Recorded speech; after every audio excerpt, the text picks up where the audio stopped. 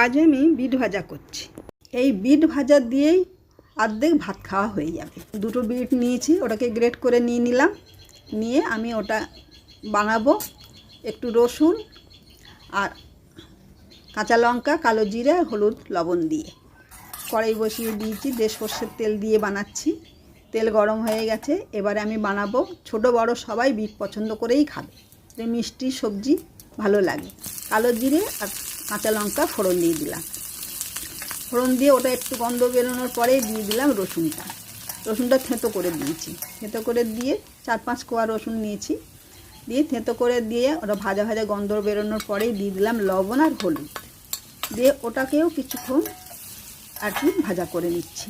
ভাজা করে নেওয়ার পরে সুন্দর একটা গন্ধ বের হচ্ছে।